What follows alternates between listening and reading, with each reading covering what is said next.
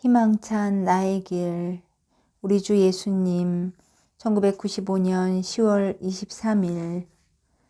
나의 사랑, 나는 너희의 마음 안에 나의 사랑을 간직하기를 요구한다. 왜냐하면 나의 사랑이 너희 안에 있을 때 너희를 기다리고 있는 것은 단 하나의 운명, 즉 사랑의 운명 뿐이기 때문이다. 만일 너희가 하느님의 사랑을 존재의 중심에 두고 살 수 있게 된다면 이 인생의 끝에는 오로지 기쁨과 즐거움만이 있을 것이다. 앞으로 살아가는데 너희 자신과 가족과 친구들 주위를 나의 사랑으로 에워싼다면 아무것도 두려울 것이 없을 것이다. 너희가 일단 나의 사랑 안에 있게 되면 내가 너희를 보호해 주기 때문에 너희를 두렵게 할 수 있는 것이 아무것도 없고 너희를 해칠 수 있는 것이 아무것도 없게 된다. 물론 이 세상에서 너희는 곤란한 시기를 맞이할 수도 있을 것이다. 그러나 만일 그것을 나의 사랑으로 극복할 수 있다면 큰 보상을 받게 될 것이다. 너희는 두려워할 것이 아무것도 없다. 왜냐하면 너희는 영광 속에 천국으로 들어갈 것이기 때문이다. 너희는 하느님의 사랑에 의해서 천국에 반가이 맞아들여질 것이며 모든 어려운 시기와 고통스러운 순간들은 모두 보상 가운데에서 가장 큰 보상, 즉 하느님과 함께하는 영원한 생명에 이르는 디딤돌에 지나지 않는다는 것을 깨닫게 될 것이다. 너희가 일생을 통하여 나의 사랑, 예수님의 사랑에 굳게 매달린다면 그때는 절망의 모든 순간과 유혹의 모든 시간과 시련의 모든 시기를 손쉽게 극복해낼 수 있을 것이다. 오늘날 앞길에 놓여있는 시대에 대한 수많은 예언들이 나돌고 있다.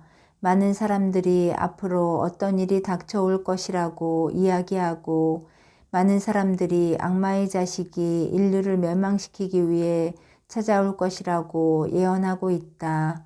나는 인간이 변하지 않을 경우 어떤 일이 일어날 것인가를 인류에게 경고하는 메시지를 말해왔다. 그 메시지 가운데에서 가장 중요한 면이 종종 무시되고 오직 호화롭고 놀랍고 파멸적인 면만 중요시되고 있다. 메시지의 가장 중요한 부분은 만일 인간이 변하고 기도와 속죄와 성사를 통해서 하느님의 사랑으로 돌아온다면 그때는 모든 곤란을 피할 수 있다는 것이다. 기도와 하느님의 사랑이 항상 악을 쳐부술 것이며 모든 인간이 그것을 믿는다면 악은 나의 자녀들에게 달라붙거나 해치지 못할 것이다. 악은 오로지 받아들이는 곳에서만 번성한다는 것을 기억하여라. 그러므로 사랑과 기도로 악을 물리쳐라. 그러면 악은 영원히 이 지상에서 자취를 감출 것이다. 인간은 항상 자유로운 선택을 가져왔으며 그것은 지금도 마찬가지다. 지금 인류가 하느님을 선택한다면 미래에는 아무것도 두려워할 것이 없다. 하느님을 부정한다면 두려워할 것이 너무나 많이 생겨나고 걱정할 일이 태산처럼 많아질 것이다. 지금 올바른 선택을 한다면 너희에게 닥쳐올지도 모르는 고통을 예방할 수 있을 것이다. 주님께서는 지금 나에게 레위기 제26장을 읽어보라고 요구하셨다. 하느님의 계명을 지킨 자에 대한 약속과 계명을 어긴 자에 대한 죄벌의 위협. 우리 주 예수님 1995년 10월 30일 파멸을 막기 위한 경고. 지상에서 흘러가는 매 순간마다 한 사람의 영혼이 구원받을 수 있고 또한 한 사람의 영혼이 길을 잃을 수도 있다. 오늘날에 와서는 점점 더 많은 영혼들이 매일매일 길을 잃고 있다. 세상 사람들은 지금 어떤 일이 일어나고 있는가에 대한 이야기를 들을 때 진실에 등을 돌려버리고 거짓말에 귀를 기울이고 거짓말을 믿는 쪽을 더 선호한다. 최근에 많은 경고와 하느님의 사랑으로 돌아오라고 메시지로 많은 호소를 했지만 대부분의 사람들은 경고를 무시해버리고 경고에 귀를 기울이지 않고 마치 아무 말도 듣지 못한 것처럼 생활을 영위해 나가고 있다. 파티마에서 내려주신 경고와 징표를 잘 보아라. 하느님께서 나의 어머니 마리아를 통하여 하신 일을 보아라. 태양이 흔들리고 하늘의 색깔이 변했다. 그리고 거기에 있던 사람들은 모두 믿었다. 그러나 그 밖에 얼마나 많은 사람들이 그것을 믿었느냐. 얼마나 많은 사람들이 그 메시지를 되돌아보고 깨닫게 되었느냐. 교회가 나의 어머니의 말씀에 귀를 기울이자 러시아는 구원받았다. 비록 얼마 동안의 시간이 걸렸지만 메시지는 결국 이루어졌다. 다른 모든 메시지도 그와 마찬가지다. 그러한 메시지는 결국에는 이루어지지만 인간이 예상하는 시간의 척도에는 들어맞지 않을지도 모른다. 기도는 파멸이 일어나는 것을 지연시키거나 혹은 방지할 수가 있다.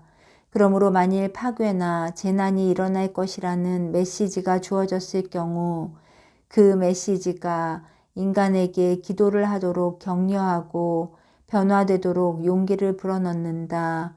그런 식으로 파멸이 찾아오는 것을 미연에 방지할 수 있다.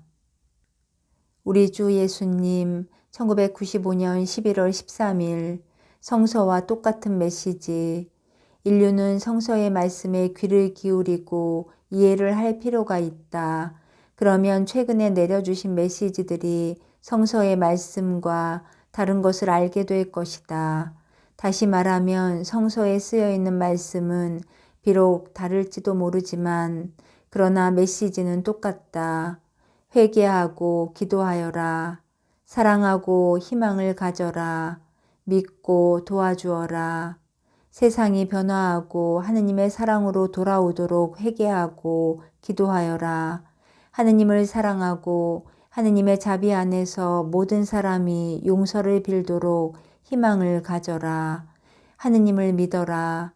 그리고 천국으로 이르는 참다운 길을 찾을 수 있도록 서로 도와주어라. 인류가 성서를 읽어보면 도처에서 같은 메시지를 발견하게 될 것이다. 그리고 나의 어머니의 메시지를 들으면 같은 메시지를 성서의 도처에서 발견하게 될 것이다. 나의 진정한 예언자들의 말씀을 들으면 성서의 도처에서 같은 메시지를 발견하게 될 것이다. 그 메시지는 절대로 변하지 않는다.